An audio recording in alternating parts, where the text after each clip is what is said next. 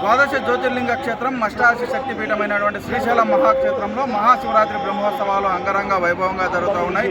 శ్రీశైల దేవస్థానంలో మొదటిసారిగా శివదీక్ష మాలాధారణ ఎలా నిర్వహించాలి అని చెప్పేసి మాజీ ఈవో శంకరెడ్డి కూడా దానికి కృషి చేసిన పరిస్థితి అయితే ఉంది. ఇప్పటికీ శివదీక్ష పరులు కాలినడకన నడుచుకుంటూ వచ్చి ఇరుములు సమర్పిస్తున్నారు. అయితే ప్రస్తుతం మనతో మాట్లాడేందుకు మాజీ ఈవో శంకరెడ్డి సార్, చెప్పండి, ఎలా ఈ శివదీక్ష మాలాధారణ చేయాలని ఎలా ఇంట్రడ్యూస్ చేయడం జరిగింది?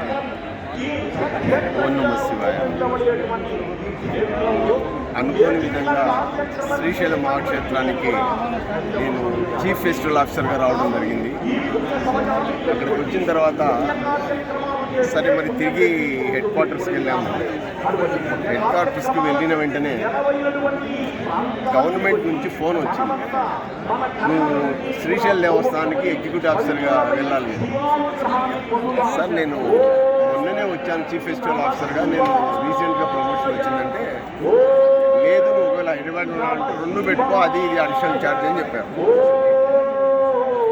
సరే అప్పటికే ఆర్థికంగా ఇబ్బందులో ఉంది దేవాలయం.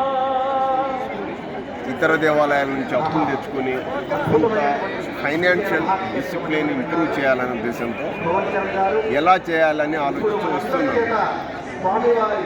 ఛార్జ్ తీసుకోవాలని ఎంట్రన్స్లో వచ్చేసరికి నాకు పైనుండి శివదీక్ష పరురాలన్నా నేనని ఒక ఓల్డ్ సాంగ్ వినపడింది ఇక్కడే ఈ దేవస్థానంలోనే.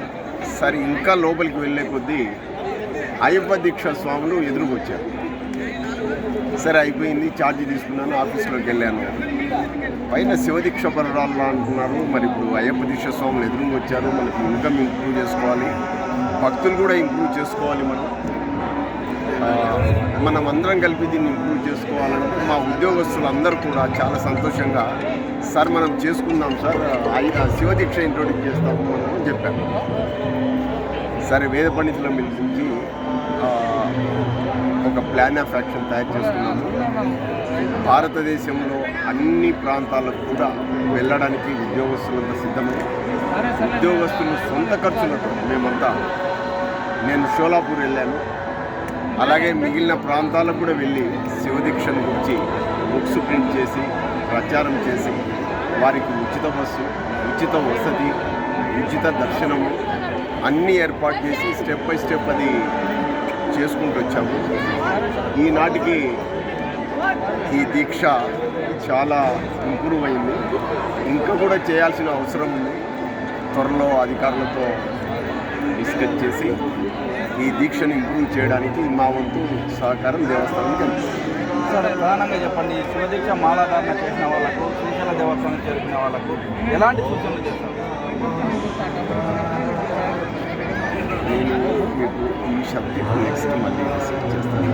అంటే ఇప్పుడు మాలాధారణ ధరించారు, దర్శనానికి వస్తారు, ఇక్కడ దర్శనం ఏ విధంగా చేసుకోవాలి, టెంపుల్ వాళ్ళు ఎలాంటి ఫెసిలిటీస్ ఇంకా ఇంప్రూవ్ చేస్తే బాగుంటుంది అని అనుకుంటున్నాను. యాక్చువల్గా ఈ క్షేత్రానికి ఎంతో పొటెన్షియాలిటీ ఉన్న క్షేత్రం ఇది. ప్రపంచంలో ముఖ్యంగా భారతదేశంలో ఇది గొప్ప క్షేత్రం అవుతుందని కాలజ్ఞానంలో కానీ ఇతర పెద్దలు కానీ చెప్తూ ఉన్నారు.